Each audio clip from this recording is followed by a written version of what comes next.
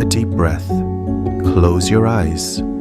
Think about the person you imagined you would be by now.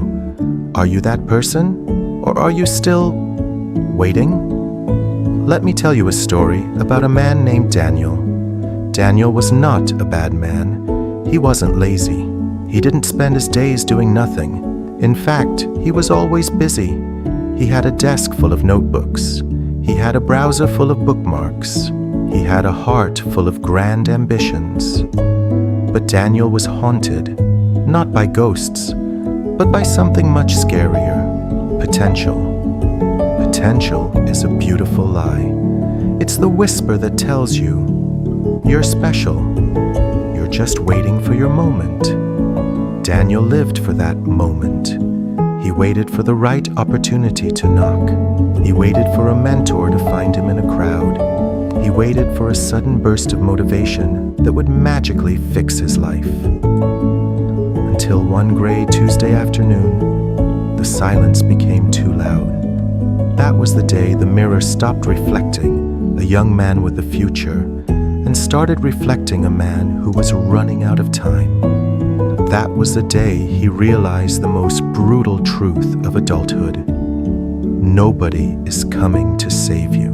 For years, Daniel lived in a state of comfortable delay. In his 20s, it was easy. His professors said, "Daniel, you have a brilliant mind. You just need to focus."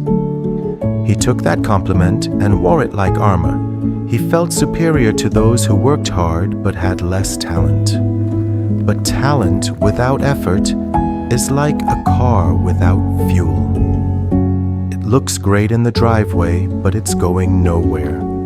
Daniel fell into the trap of productive procrastination. He bought books on entrepreneurship, but only read the first chapters. He listened to podcasts about discipline. While lying on his couch, he followed alpha influencers and felt like he was winning just by watching them. He told himself, "I'll start my business once I have the perfect logo. I'll go to the gym once the weather gets better. I'll learn that high-ticket skill once I finish this one last series." He wasn't failing in the traditional sense. He had a job. He paid his bills. But he was decaying.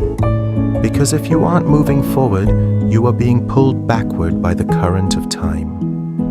He was addicted to the feeling of progress without the pain of action. The wake-up call didn't come with a scream. It came with a whisper, a meeting at work, a cold clinical room, a manager who didn't look him in the eye. "Daniel, you're a great guy, but we're restructuring. We're keeping the people who are indispensable." Daniel wasn't indispensable. He was replaceable. He walked to his car in silence. The city felt different, cold.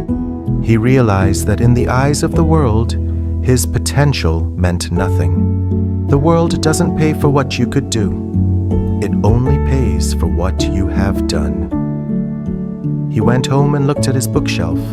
All those books, all those half-finished courses.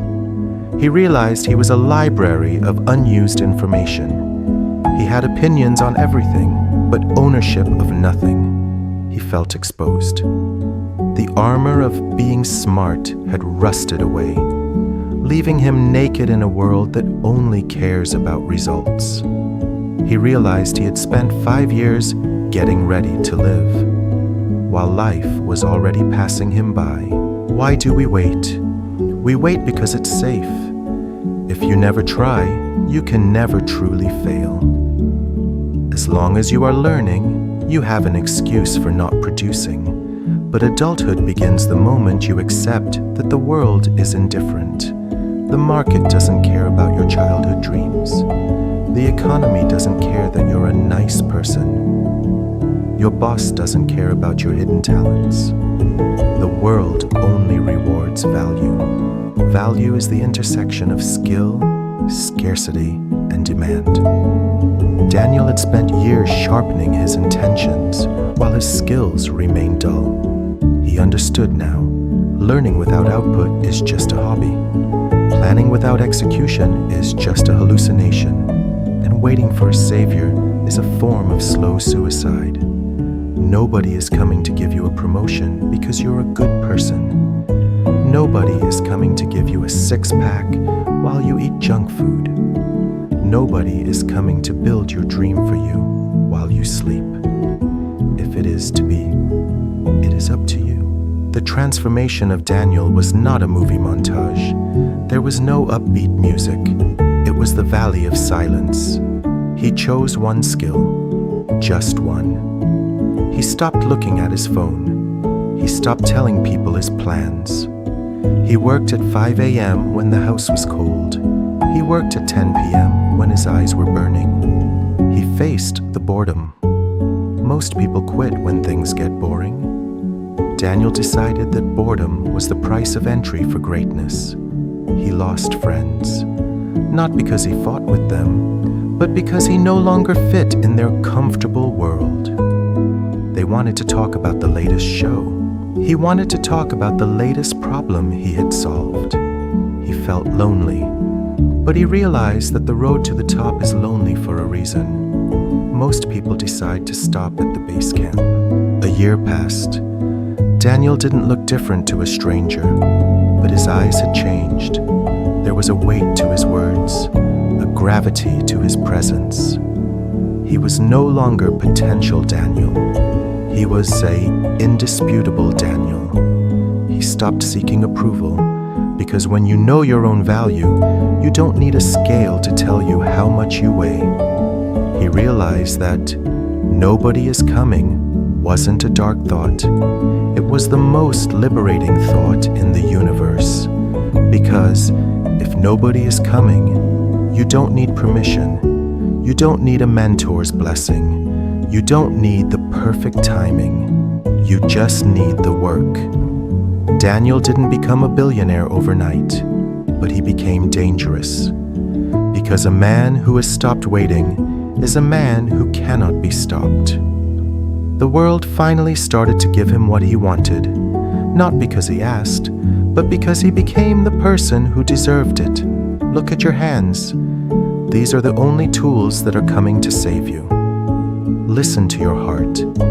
That's the only engine that will drive you. Stop waiting for the right time. The right time is a myth.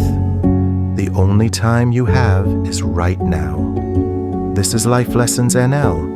And I will leave you with this. The doors are open. The road is clear. But nobody is going to carry you. Nobody is coming. Now, go out there and build anyway.